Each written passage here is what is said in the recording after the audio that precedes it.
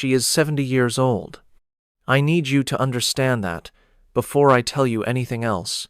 70 years old, in an era when most people did not live past 40. She has survived plagues, wars, assassinations, the murders of nearly everyone she loved. She has ruled kingdoms. She has commanded armies. She has outlived every single one of her enemies, except one. And now she is naked, stripped completely bare in front of a jeering crowd of thousands. Soldiers, peasants, nobles, priests, all of them watching, all of them laughing, all of them looking at this 70-year-old woman's body while she stands in chains, waiting to find out how she is going to die. The year is 613. The place is a field outside the city of Renève, in what is now eastern France. And the woman standing naked in that field is Queen Brunhilde of Austrasia, one of the most powerful rulers in European history, a woman who shaped the politics of an entire continent for nearly half a century. What they are about to do to her will take 3 days. 3 days of systematic humiliation designed not just to kill her, but to destroy everything she represented. 3 days that the chroniclers of the time recorded in detail because they wanted future generations to know what happens to women who accumulate too much power.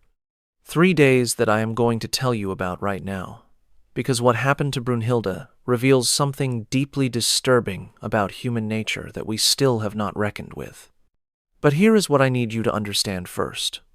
Brunhilde was not a villain. She was not a monster. The crimes she was accused of, the murders and conspiracies and dark deeds that her enemies attributed to her, most of them were invented after her death to justify what was done to her. The real story is far more complicated, far more tragic, and far more relevant to our world today than you might expect. Because what happened to Brunhilde was not justice. It was revenge. It was the final act in a blood feud that had consumed 2 families for 46 years. It was what happens when powerful men decide that a powerful woman has lived too long and accumulated too much influence and needs to be made an example of. And the way they chose to make that example is something I have never been able to forget since I first learned about it. Stay with me, because I am going to tell you the whole story, not just what they did to her at the end, but how she got there, who she was, what she built, what she lost, and why her final hours were designed to be the most degrading public spectacle that anyone in 6th century Europe had ever witnessed. This is the story of Queen Brunhilde, and I promise you, once you know what I am about to tell you, you will never forget her either. Let me take you back to the beginning, because you cannot understand what happened to Brunhilde at the end without understanding who she was at the start. She was born around 543 in the Visigothic kingdom, which covered most of what is now Spain and southern France. Her father was King Athanagild, which made her a princess from birth. But being a princess in the 6th century did not mean fairy tales and ball gowns. It meant you were a political asset to be married off to whoever would bring your family the most advantage. When Brunhilde was about 23 years old, her father arranged her marriage to Sigebert I, King of Austrasia. Austrasia was one of the Frankish kingdoms that had emerged from the collapse of the Roman Empire, covering roughly what is now northeastern France, Belgium, and western Germany. It was a wealthy kingdom, a powerful kingdom, and Sigebert was considered a good match. But here is the first thing you need to understand about Brunhilde. She was not just beautiful. She was brilliant. The chronicles describe her as exceptionally educated, fluent in multiple languages, deeply versed in Roman law and administration. At a time when most royalty could barely read, Brunhilde was a scholar, and she was about to enter a world that had no idea what to do with a woman like her. She married Sigebert in 567. By all accounts, it was a genuine love match, not just a political arrangement. Sigebert was reportedly captivated by her intelligence and her beauty. They had children together. They ruled together. For a brief moment, Brunhilde had everything, and then her sister was murdered. Brunhilde's younger sister, Galswintha, had been married to Sigebert's brother, King Chilperic of Neustria. It was supposed to be another advantageous match, another alliance between kingdoms. But Chilperic had a mistress, a former servant named Fredegund, and Fredegund did not appreciate being set aside for a foreign princess. Within a year of the wedding, Galswintha was found strangled in her bed. Everyone knew who was responsible. Fredegund made no real effort to hide her involvement, and Chilperic, rather than punishing his mistress, married her, made her his queen, rewarded her for murdering Brunhilde's sister. I want you to imagine what that felt like. Your baby sister, sent to a foreign kingdom to marry a man who turned out to be a monster, murdered in her own bed by a servant who wanted her position. And the man responsible not only faced no consequences, but elevated the murderer to royalty. This is where the blood feud began. This is the wound that would never heal. For the next 46 years, Brunhilde and Fredegund would be locked in a war that would consume their families, their kingdoms, and ultimately their lives. And I need to tell you something about Fredegund before we go any further, because understanding her is essential to understanding what eventually happened to Brunhilde. Fredegund was everything Brunhilde was not. Where Brunhilde was educated and noble-born, Fredegund had risen from nothing through manipulation, seduction, and murder. Where Brunhilde operated through law and administration, Fredegund operated through poison and assassination. The chronicles of the time describe Fredegund as perhaps the most ruthless woman in Frankish history, responsible for ordering the deaths of bishops, nobles, and even members of her own family when they became inconvenient. These two women hated each other with an intensity that is difficult to comprehend from our modern perspective. This was not a political rivalry. This was personal. This was blood, demanding blood. And for nearly 5 decades, that hatred would shape the destiny of Western Europe. But here is what I need you to understand. When the chroniclers wrote about these events, they were almost all men. Men who served the kings, who eventually won. Men who had every reason to portray Brunhilde as a villain and Fredegund as merely a loyal wife defending her husband.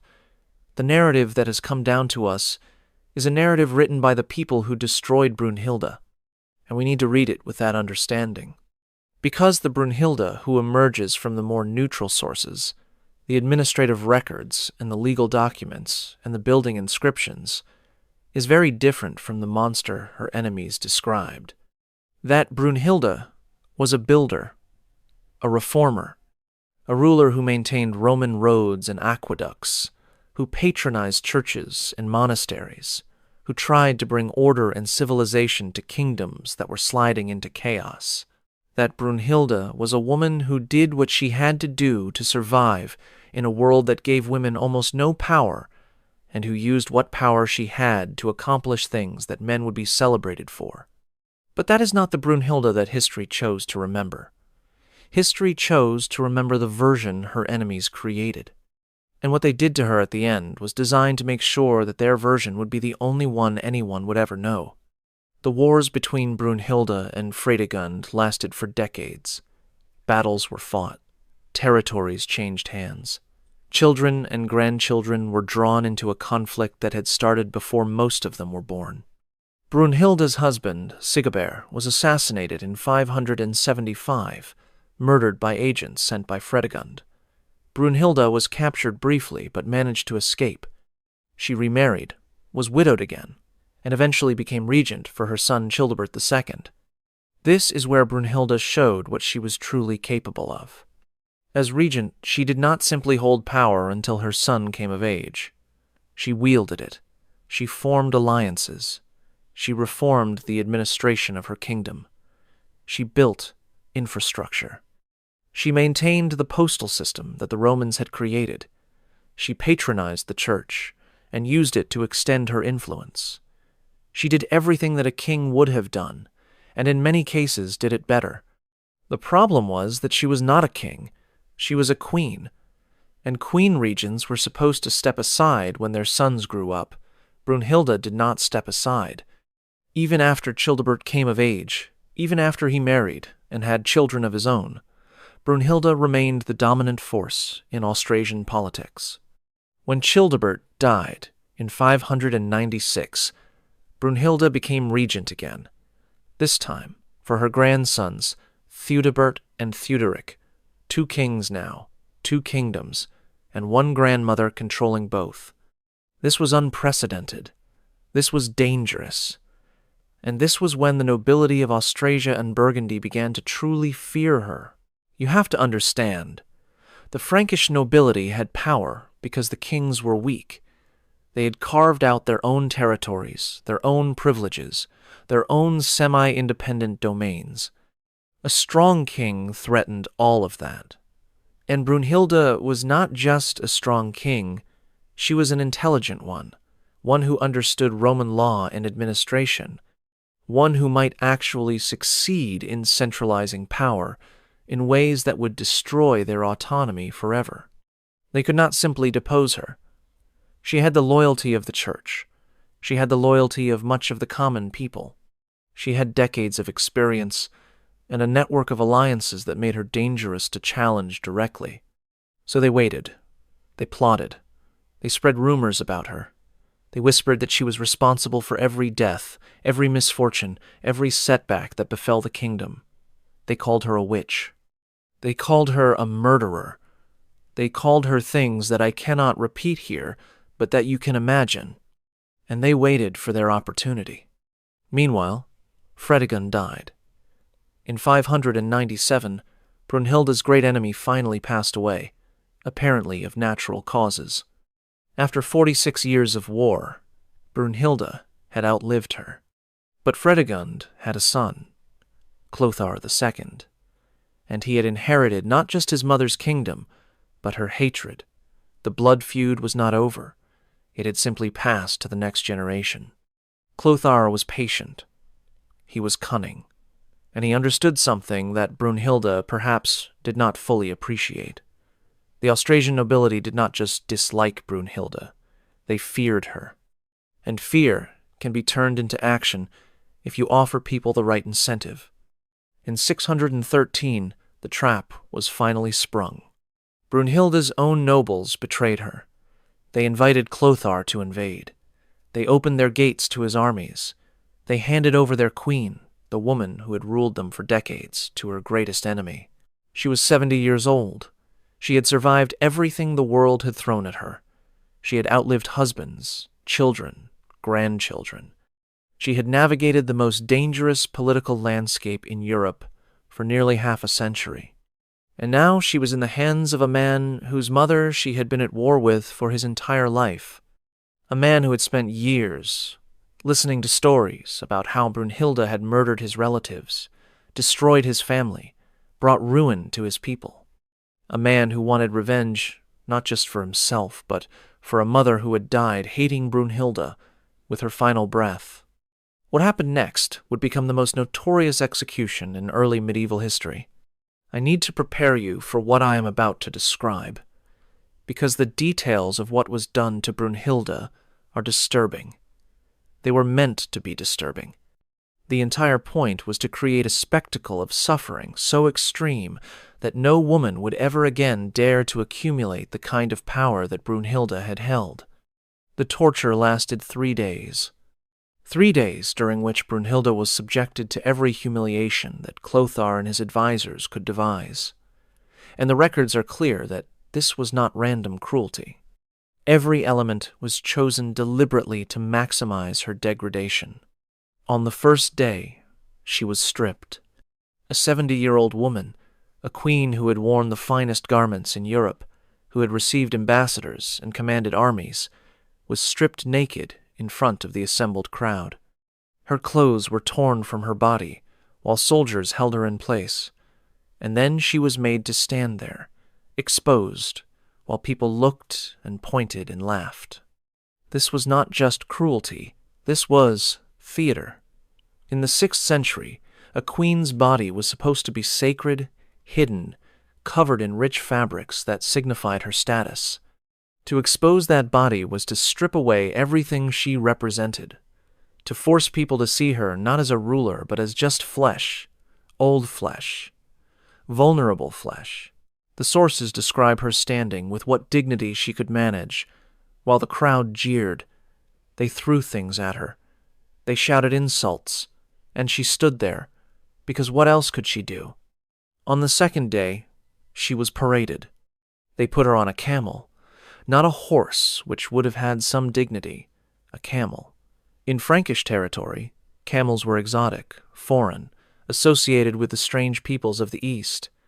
Putting Brunhilde on a camel was a way of saying she was not really one of them. She was other. She was foreign. She was a Visigothic outsider who had presumed to rule Frankish kingdoms for 50 years. They led the camel through crowds of people, through villages and towns, through places where Brunhilde had once been greeted with ceremony and reverence. Now she was paraded as a captured enemy, still naked, still exposed, mounted on an animal that made her look ridiculous. The chronicles describe people coming from miles around to see the spectacle, to see the great queen brought low, to see this woman who had terrified their lords reduced to a naked old woman on a camel. And through all of this, she was alive. She was conscious. She knew what was happening. She felt every moment of it. I cannot imagine what those 2 days were like for her. The physical suffering would have been immense. No food or little food, no water or little water, exposed to the elements. 70 years old and subjected to treatment that would break a young person in peak health. But the psychological suffering must have been worse. Every face in those crowds